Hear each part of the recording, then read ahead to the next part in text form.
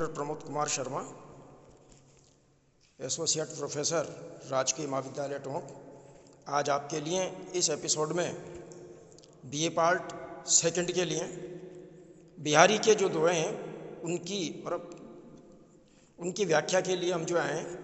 देखिए, बिहारी का जो चैप्टर है वो सेकंड नंबर का चैप्टर है आपका, और उसके जो विभिन्न दोहे हैं उन दोहों की व्याख्या अपन आज इसमें करेंगे। देखिए, बिहारी के दोहों के विषय में जाना जाता है कि बिहारी ने गागर में सागर भरा है, यानी उन्होंने अपने छोटे छोटे दोहों के माध्यम से बड़ी बड़ी बातें उन्होंने अपने दोहों के माध्यम से व्यक्त की है। यानी उनके दोहे जो हैं वो बहुत गंभीर अर्थ प्रदान करने वाले होते हैं। बिहारी को एक एक दोहे के ऊपर हम देखते हैं कि सोने की अशर्फी पुरस्कार के रूप में जो है मिला करती थी। जैसे देखिए, आप सबसे पहले मैं आज उनका ये जो दोहा है प्रथम नंबर का, इसके बारे में आपको बताता हूँ कि उनका ये दोहा है कि मेरी भव बाधा हरो राधा नागरी सोए, जा तन की झाई परे श्याम हरित दुति होए। देखिए, उनका ये जो दोहा है बिहारी सतसई का, बिहारी रत्नाकर का ये प्रथम दोहा माना जाता है।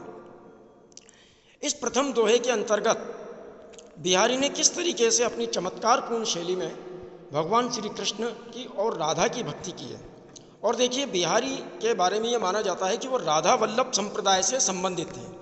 तो राधा वल्लभ संप्रदाय से संबंधित होने के कारण उन्होंने राधा को ज़्यादा महत्व दिया है। इसीलिए सबसे पहले अपनी सत्सई की शुरुआत करते हुए वे राधा की प्रार्थना कर रहे हैं, राधा की भक्ति कर रहे हैं, लेकिन उसके सौंदर्य, उसका प्रभाव और किस तरीके से कृष्ण के मन में राधा का जो प्रेम था, और जैसे ही कृष्ण राधा को देख लेते थे तो किस तरीके से उनका मन प्रफुल्लित हो जाता था, उस चीज़ को उन्होंने कितना सहज तरीके से यहाँ पे अभिव्यक्त किया है। क्या कहते हैं, देखिए आप बिहारी अपनी भावनाओं को व्यक्त करते हुए कि मेरी भव बाधा हरो राधा नागरी सोए, जा तन की झाई परे श्याम हरित दुति होए। कि मेरी भव बाधा हरो, मेरी यानी स्वयं की, भव बाधा जितने भी सांसारिक कष्ट हैं, भव यानी संसार, बाधा दुख, मेरी भव बाधा हरो राधा नागरी सोई। नागरी नागर भाव से परिपूर्ण, चतुर्भाव से परिपूर्ण। तो ऐसी चतुर्भाव से परिपूर्ण जो नागरी, समझदार, बुद्धिमती जो नायिका राधा जी हैं, वो मेरे सारे सांसारिक कष्टों को दूर करें। अब देखिए क्या होता है, नीचे वाली पंक्ति में देखिए आप कितना विस्तार रचनाकार ने भरा है कि जा तन की झाई परे, जा माने जिनके और तन माने शरीर, तो जिनके शरीर की झाई पड़ने मात्र से, झाई, देखिए ये जो झाई शब्द है दो तीन अर्थ प्रदान कर रहा है। यहाँ पर हमारा किस तरीके से प्रदान करता है, देखिए मैं समझाता हूँ आपको कि पहला जो अर्थ है कि जा तन की झाई परे श्याम हरित दुति होए, कि जिनके शरीर की झाई पड़ने मात्र से श्याम हरित दुति होए। श्याम यानी कि श्याम श्री कृष्ण, सांवला रंग भी क्या होता है, हरित दुति अर्थात हरे रंग वाला हो जाता है। देखिए यहाँ दो तीन बातें स्पष्ट करूँ मैं, तीन चार शब्दों पे आपको विशेष ध्यान देना पड़ेगा। सबसे पहला है झाई। झाई यहाँ तीन अर्थों में प्रयुक्त में आ रहा है। झाई का मतलब है परछाई एक, तो दूसरा झाई का मतलब है झलक, देखना, दिखाई पड़ना, और तीसरा झाई का मतलब है ध्यान आ जाना, एकदम स्मृति में आ जाना। तो देखिए किस तरीके से रचनाकार सबसे पहले ध्यान आना, स्मृति के संदर्भ में ले रहा है रचनाकार कि जा तन की यानी जिनके शरीर की झलक मात्र से, जिनके शरीर का ध्यान करने मात्र से, जिनके स्मरण मात्र से श्याम हरित दुति होए। जो भगवान श्री कृष्ण श्याम है वो भी क्या होते हैं, हरित दुति हो जाते हैं, हरे भरे हो जाते हैं, प्रसन्न हो जाते हैं। कहने का मतलब जैसे ही श्री कृष्ण को राधा का ध्यान आता है तो सांवले वर्ण वाले जो श्री कृष्ण हैं वो भी हरे भरे प्रसन्न चित्त हो जाते हैं। दूसरी बात देखिए आप, यहाँ क्या चीज़ रचनाकार बता रहा है कि जातन की झाई परे, कि जिनके शरीर की परछाई पड़ने मात्र से, जिनके शरीर का प्रतिबिंब पड़ने मात्र से क्या होता है कि श्याम हरित दुति हुए, जो श्याम रंग होता है, जो सांवला रंग होता है, वो भी हरे रंग वाला हो जाता है। कहने का मतलब चित्रकला के नियम से यदि हम चलते हैं तो ऐसा माना जाता है कि जब नीला और पीला दो रंग आपस में जब मिल जाते हैं तो दोनों रंगों के मिलने के संयोग से तीसरा हरा रंग निर्मित होता है। हम देखते हैं कि राधा का जो रंग था वो गौरवर्ण थी, स्वर्णिम थी, सुनहरी थी, यानी कि उसको स्वर्णिम आभा वाला माना गया है। और श्री कृष्ण का जो शरीर है, श्री कृष्ण का जो बदन है वो नीलवर्णीय है, श्यामवर्णीय है, मेघवर्णीय है। तो जब राधा के शरीर का प्रतिबिंब भगवान श्री कृष्ण के शरीर के ऊपर गिरता है, श्री कृष्ण के शरीर के ऊपर जब राधा का प्रतिबिंब होता है तो साक्षात जो श्री कृष्ण है, जो श्याम हैं, जो सांवले हैं, जो नील वर्ण वाले हैं, वो हरित विभूति यानी कि हरे रंग वाले दिखाई पड़ने लगते हैं। अब ये जो हरा रंग है देखिए आप, हरियाले का प्रतीक है, प्रसन्नता का प्रतीक है, प्रेम और सौंदर्य का प्रतीक है। तो तीसरा अर्थ क्या हो गया कि जैसे ही श्री कृष्ण को राधा का स्मरण होता है, जैसे ही श्री कृष्ण को राधा की याद आती है तो उनका मन हरा भरा हो जाता है, प्रफुल्लित हो जाता है और वे राधा के प्रेम में सरोवर होकर के अपने आप को बहुत ज़्यादा प्रसन्न मानने लगते हैं। तीसरी जो सबसे महत्वपूर्ण बात है देखिए रचनाकार की दृष्टि से कि जा तन की झाई परे, कि जिनके शरीर का यानी राधा जी के शरीर का अर्थात उनकी आकृति का, उनकी मूर्ति का ध्यान करने मात्र से, उसका स्मरण करने मात्र से क्या होता है, श्याम हरित द्वितीयों, हमारे जो श्याम है, यानी कि यहाँ जो श्याम है वो काले रंग का प्रतीक है और जो काला रंग है वो काय का प्रतीक माना गया है, वो पापों का प्रतीक माना गया है।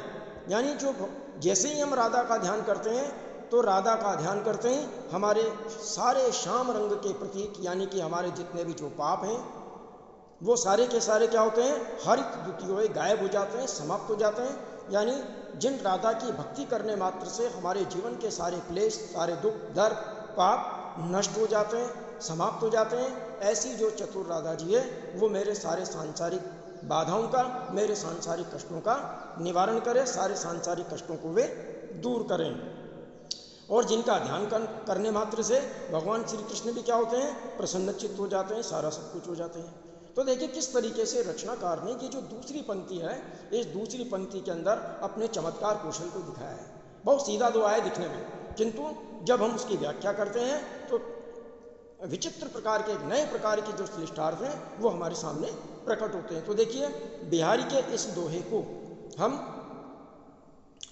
उनकी जो रत्नाकर है, उनकी जो सत्सई है, उसका मंगलाचरण का दोहा भी मानते हैं और मंगलाचरण का दोहा मान करके राधा की भक्ति के माध्यम से फिर श्री बिहारी ने अपनी रचना को जो आगे बढ़ाने का प्रयास किया है। उसके बाद देखिए दूसरा ये जो दोहा है उनका सबसे महत्वपूर्ण ये भी कि मोर मुकुट की चंद्रकनी जो राजो तो नंदन मनु से कर की बयो कियो के यज्ञम। ये इस दोहे के अंदर भगवान श्री कृष्ण के सौंदर्य का वर्णन है कि भाई उनके मोर मुकुट के ऊपर किस प्रकार से जो चंद्रमा सुशोभित हो रहा है और किस तरीके से वो अपनी भावनाओं को प्रकट कर रहे हैं। तो कहने का मतलब ये हुआ कि देखिए बिहारी के ये जो दोहे हैं वो अपने आप में बिल्कुल अनूठे हैं, अपने आप को पूरी तरह जो प्रकट करने में वो समर्थ हैं। उसके बाद देखिए मैं तीसरा छोड़ के ये ज़्यादा, तीसरा जो दोहा है उनका सबसे महत्वपूर्ण है, परीक्षाओं की दृष्टि से बहुत महत्वपूर्ण होता है। इसमें भी किस प्रकार से रचनाकार ने देखिए अपना रचना कौशल बताया, उसको हम देखेंगे कि तंत्री नाद कवित्र रस सरस राग रतिरंग अन बूढ़े बूढ़े तरे जे बूढ़े सब अंग। यानी देखिए इसमें रचनाकार ने कितने अच्छे तरीके से अपनी भावनाओं को व्यक्त किया है और एक विरोधाभास की जो स्थिति है उसको किस तरीके से जो विशेषण विपर्य होता है उनके साथ में लेकर के प्रकट किया। क्या कह रहा है रचनाकार, तंत्री नाद कवित्र रस, तंत्रीनाद यानी वीणा का नाद अर्थात संगीत की ध्वनि, कवित्र रस कविता का रस, सरस राग, सरस राग रसयुक्त राग, गीत संगीत और रति रंग यानी कि प्रेम का रंग। ये जो चारों पांचों चीज़ें होती है इनके अंदर क्या होता है, जो इनमें रुचि लेता है, किस प्रकार की रुचि, अनबूढ़े बूढ़े तरे, अनबूढ़े जो इनमें बूढ़ता नहीं है अर्थात जो इनमें डूबता नहीं है अर्थात जो इनमें पूरी तरह तल्लीन नहीं होता वो तो बूढ़ जाता है अर्थात डूब जाता है, और जे बूढ़े सब अंग, और जो इनमें अपने आप को पूरी तरह डुबो देता है वही क्या होता है, तैर जाता है। कहने का मतलब देखिए आप, अनबूढ़े बूढ़े तरे, अनबूढ़े यानी कि जो इसमें बूढ़ा नहीं होगा अर्थात जो इसमें डूबेगा नहीं, यानी कि वो व्यक्ति जो इन विद्याओं को सीखना चाहता है, वो व्यक्ति जो इन विद्याओं में पारंगत होना चाहता है, तो इनमें पारंगत होने के लिए उसे सबसे पहले अपने आप को इनमें पूरी तरह तल्लीन करना होगा, पूरी तरह लीन करना होगा। जब इनमें वो पूरी तरह तल्लीन हो जाएगा तभी वो इन विद्याओं में पारंगत होगा, इनको सीखेगा, यानी कि वो तैर जाएगा अर्थात इनका वो विशेषज्ञ बन जाएगा। लेकिन जो इनमें डूबेगा नहीं अर्थात जो इनको पूरी तरह सीखने का प्रयास नहीं करेगा वो डूब जाएगा, यानी कि वो उसकी जो अभिलाषा है इन चीज़ों को जानकारी लेने की, उन जानकारी लेने की वस्तुओं के अंदर वो पूरी तरह पारंगत नहीं हो पाएगा। तो देखिए विरोधाभास है इसमें, अन बूढ़े बूढ़े तरे जे बूढ़े सब अंग, यानी जो अपने सारे अंगों को इनमें डुबो देगा, पूरी तरह लीन हो जाएगा, वही इनकी अंतिम जो अवस्था होती है आनंद की, वहाँ तक अपने आप को प्राप्त कर पाएगा, वहाँ तक इन चीज़ों को सीख पाएगा। और केवल दिखाने के लिए, केवल भ्रम के लिए कि भाई मैं ये अभ्यास कर रहा हूँ, मैं ये कर रहा हूँ, मैं वो कर रहा हूँ, तो फिर वो इस स्थिति में इन विद्याओं को, कौन कौन सी विद्याओं को, जैसे वीणा है, कवित्ते, इसके अलावा जो है मतलब प्रेम का रंग है, अर्थात भगवान के प्रति प्रेम का मतलब रति रंग, चाहे आप इसको सामान्य स्त्री पुरुष के प्रेम के रूप में ले सकते हैं अथवा ईश्वर के प्रति प्रेम के रूप में ले सकते हैं। दोनों ही दृष्टियों से जब तक हम अपने आप को अपने प्रेमी के प्रति, अपनी भावनाओं के प्रति समर्पित नहीं कर देंगे, तब तक हमारे को इसका पूरा लाभ प्राप्त नहीं हो पाएगा। इसी प्रकार से देखिए, इसके बाद परीक्षा की दृष्टि से एक और जो सबसे महत्वपूर्ण दुआ है, इसमें मैं आपको बता दूं, ये चौथे नंबर का जो दुआ है बिल्कुल भक्ति संबंधी है। इसमें रचनाकार ने भगवान के प्रति, कृष्ण के प्रति अपनी भक्ति का प्रतिपादित किया। क्या कहता है रचना है कि कीने हूँ कोटिक जतन अब कही काड़े कौन, और मन मोहन रूप मिली पानी में जो लोन। यानी देखिए रचनाकार क्या कहना चाह रहा है कि भाई मेरा जो मन है वो भगवान श्री कृष्ण में, ईश्वर की भक्ति में इतना तल्लीन हो गया, इतना मिल गया है कि अब आप उसको जितना भी उससे निकालना चाहो किसी भी प्रकार के, तो वो किसी भी प्रकार से नहीं निकलेगा। क्या कहता है रचनाकार, कीने हूँ कोटिक जतन, अब तुम करोड़ों प्रयत्न कर लो, कोटिक यानी करोड़ों, कीने हूँ कोटिक जतन अब कई काड़े कौन, अब कौन निकाल सकता है, काड़े माने काटना, निकालना। देखिए बिहारी ने अपने शब्दों को का निर्माण किया है, उन्होंने शब्दों की गणित की है, हमारे लोकल भाषा की, स्थानीय भाषा की जो शब्द काटना, निकालना जिसको अपन बोलते हैं किसी भी चीज़ को। तो कीने हूँ कोटिक जतन अब कई काड़े कौन, कि कौन ऐसा है जो करोड़ों प्रयत्न करके भी अब मेरे मन को, जो कि भगवान श्री कृष्ण के प्रेम में, श्री कृष्ण की भक्ति में लीन हो चुका है, अब इसको उसमें से कोई भी निकाल नहीं सकता। मन मोहन रूप मिली, कि मेरा जो मन है वो मोहन के रूप में, श्री कृष्ण के रूप में, उनकी भक्ति के अंदर पूरी तरह मिल चुका है। किस प्रकार से मिल गया, जिस प्रकार से पानी में को लोन, कि जैसे पानी के अंदर लवण मिल जाता है, पानी के अंदर नमक घुल जाता है, यानी मेरा मन श्री कृष्ण की भक्ति के अंदर इस प्रकार से घुल गया है, जिस प्रकार से कि पानी में नमक घुल गया हो, अब उसको किसी भी स्थिति में श्री कृष्ण की भक्ति से अलग नहीं किया जा सकता है। देखिए बिहारी के दोहों की एक और सबसे महत्वपूर्ण विशेषता रहती है कि वो बीच बीच में श्रृंगार भक्ति के साथ में कुछ न कुछ अन्योक्तियाँ भी देते हैं। देखिए इसमें एक ये जो अन्योक्ति है, मैं इसके बारे में बता रहा हूँ आपको, ये सबसे महत्वपूर्ण है। कौन सी है, देखिए क्या कहना चाह रहे हो इसमें, कि कैसे छोटे नरन ते सरत बड़न के काम, और मंड्यो दमामा जातु क्यों कहीं चूहे के चाम। ये सातवां जो दुआ है ये बता रहा हूँ, या अन्योक्ति के रूप में क्या कह रहा है रचनाकार, एक संदेश दिया है, उपदेश दिया है कि कैसे छोटे नर तूने। यहाँ छोटे नर का मतलब जिसकी विचारधारा शुद्ध है, जिसकी विचारधारा ओछी है। तो ऐसे ओछी बुद्धि वाले, छोटी बुद्धि वाले जो लोग होते हैं, नर होते हैं, उनसे बड़े लोगों के काम कभी भी सिद्ध नहीं होते हैं। कैसे छोटे नरन होते सरत बढ़त के काम, सरत माने सिद्ध होना, सफल होना, यानी छोटे लोगों की छोटी विचारधारा के माध्यम से महान लोगों के बड़े काम कभी भी सफल नहीं होते हैं। जैसे उदाहरण दिया है रचनाकार ने, मंड्यो दमामा जातु क्यों कहीं चूहे के चाम। क्या चूहे के चमड़े से क्या कभी नगारा बनाया जा सकता है क्या? मंदिरों में बजने वाला, शादी विवाह में बजने वाला बड़ा जो ढोल होता है, बड़ा जो नगाड़ा होता है, वो चूहे की चमड़ी से कभी भी बनाया नहीं जा सकता। कहने का मतलब जो ओछी बुद्धि है, जो निम्न बुद्धि है, वो कभी किसी की कार्य की सफलता प्रदान करने में सहयोग प्रदान नहीं करते हैं, वे उसमें बाधा लगाने का ही काम करते रहते हैं। तो कहने का मतलब देखिए, इस प्रकार से बिहारी ने क्या किया है, अपने श्रृंगार, भक्ति और उपदेश सभी प्रकार के दोहों को उन्होंने लिया है। इसी प्रकार से देखिए आप, उनका ये जो अगला दोहा है, देखिए आप, इसमें बताऊं आपको मैं कि किस तरीके से उन्होंने अपने अगले दोहे को प्रकट किया है। उसमें वो बताना चाह रहे हैं, वो ये कहना चाह रहे हैं कि अज्यों तरुना ही रहो। देखिए आप, यह भी एक अनुक्ति है, 23 नंबर का दुआ में बता रहा हूँ आपको इसमें, कि अज्यों तरुना ही रहो श्रुति सेवत एक रंग, नाक बास बेसरी लयो बसी मुक्तन के संग। यहाँ पर कान के आभूषण को संबोधित करते हुए कहते हैं कि अजो तरोना ही रहो। अजो माने आज तक भी, अभी तक भी तू तेरा नहीं है, आज तक भी तू वहीं का मेरे गया। श्रुति सेवत इकरंग, तूने सुना तो खूब है। और कहने का मतलब यहाँ उन व्यक्तियों के ऊपर है। देखिए संसार में दो प्रकार के व्यक्ति होते हैं, जो एक तो वेद पुराण उपनिषद आदि बड़े बड़े ग्रंथों का अध्ययन करते हैं, अपने आप को बड़ा बड़ा महान विद्वान भी मानते हैं। और कुछ व्यक्ति ऐसे होते हैं जो बिल्कुल सामान्य होते हैं, सहज होते हैं, और वे अपनी सामान्यता और सहजता के आधार पर ही समाज में क्या करते हैं, बहुत ऊंचा सम्मान प्राप्त कर लेते हैं। समाज में उनको मान सम्मान सब कुछ प्राप्ति हो जाती है। तो देखिए रचनाकार क्या कहना चाह रहा है, ऐसे व्यक्ति को जो बहुत वेद पुराण पढ़ा हुआ है, पढ़ा लिखा है, सारा सब कुछ है, लेकिन उसने अपने जीवन में उनके गुणों को, उनके आचरणों को कभी ग्रहण नहीं किया, तो ऐसे व्यक्ति को संबोधित करते हुए रचनाकार कहता है कि अजो तरोना ही रहो, कि आज तक भी तू तेरा नहीं है, तेरी मोक्ष नहीं हुई है। अर्थात तुझे जिस मोक्ष की गति के लिए तू ये सारी चीज़ें प्रयत्न कर रहा है, वो तेरे को कुछ भी प्राप्त नहीं हुई है। अजो तरोना ही रहो, तू तेरा नहीं है, वैसा का वैसे रहेगा। श्रुति सेवत इकरंग, श्रुति के दो अर्थ हैं यहाँ पे। श्रुति माने सुनना। तूने बड़े बड़े वेद पुराण ग्रंथ आदि पढ़ लिए, सुन लिए, लेकिन उनको सुनने के बावजूद भी है मनुष्य तू वहीं का वहीं रह गया। अर्थात जिस मोक्ष की प्राप्ति के लिए तू सारा सब कुछ कर रहा था, वो तेरे को कोई प्राप्त नहीं हुई है। और दूसरा व्यक्ति कौन है, सामान्य व्यक्ति, जैसे नाक बास बेसरेलियो। नाक बास यानी कि नाक का कांटा, नाक की लोंग। तो नाक की जो लोंग है ना, वो देखिए बास बेसरेलियो, उसने क्या किया, मोतियों का साथ किया, उसने मोतियों के साथ अपना जीवन व्यतीत किया, तो उसने क्या किया, स्वर्ग का स्थान मिल गया। कहने का मतलब एक व्यक्ति, यहाँ दो चीज़ें हैं, एक तो है कान का आभूषण जिसको अपन तरुणा बोलते हैं, कान का कुंडल टाइप का होता है, तो वो कान के नीचे लटका रहता है, उसको कान के अंदर भी कभी स्थान नहीं मिला। और एक महिलाएं जो पहनती हैं, नाक का लोंग होता है जो मोती के साथ निवास करता है, तो उसको क्या हुआ, प्रॉपर नाक में, नाक के दो अर्थ हैं, एक नाक हमारी सामान्य नाक, और दूसरी जो है मतलब नाक यानी कि स्वर्ग।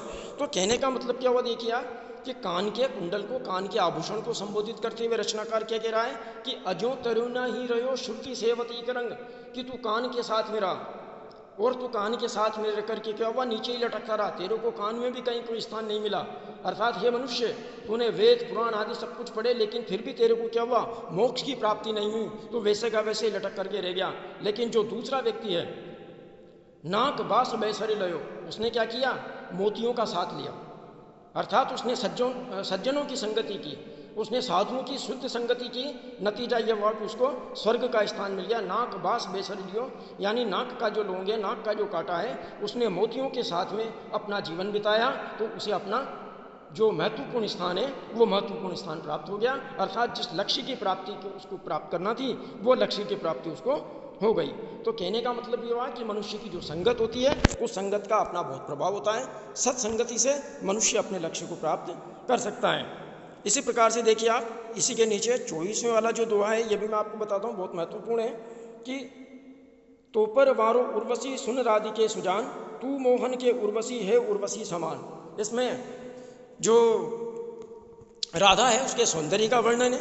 क्या कह रहा है रचनाकार कि तोपर वारो उर्वशी, कि हे उर्वशी, स्वर्ग की अप्सरा का नाम है कि हे राधा, मैं तुम्हारे सौंदर्य पर, तुम्हारे ऊपर उर्वशी यानी स्वर्ग की जो उर्वशी नामक अप्सरा है उसको भी मैं वार सकता हूँ, न्योछावर कर सकता हूँ। सुन राधिके सुजान, हे चतुर राधा, हे समझदार राधा आप सुनिए। क्यों? क्योंकि तू मोहन के उर्वशी, तुम तो मोहन के हृदय में बसी हुई हो, तुम तो भगवान श्री कृष्ण के हृदय में बसी हुई हो। है उर्वशी समान, उर्वशी हृदय में बसने वाली यानी कि माला। श्री कृष्ण क्या करते थे, माला पहने रहते थे। तो कहने का मतलब जिस प्रकार से श्री कृष्ण 24 घंटे हमेशा सदैव अपने हृदय में माला धारण किए रहते हैं, वैसे ही तुम भी क्या हो, उनके हृदय में समाई हुई हो। इसीलिए तुम्हारे आगे तो उर्वशी जैसी जो अप्सरा है वो भी तुम्हारे ऊपर न्योछावर है। अर्थात उर्वशी जैसी अप्सरा का महत्व भी आपके सामने कुछ भी नहीं है। तो देखिए छात्रों, किस प्रकार से बिहारी ने अपने इन दोहों के अंदर सहज रूप में अपनी भावनाओं को किस तरीके से व्यक्त किया है, यह सबसे महत्वपूर्ण है। इसीलिए हम उनको, बिहारी को, छोटे छोटे दोहों के अंदर बड़े बड़े भावों को व्यक्त करने वाला जानते हैं और उन्हें गागर में सागर भरने वाला हम बताते हैं। इसीलिए बिहारी रीतिकाल के सर्वाधिक लोकप्रिय रचनाकारों में एक हुए। धन्यवाद।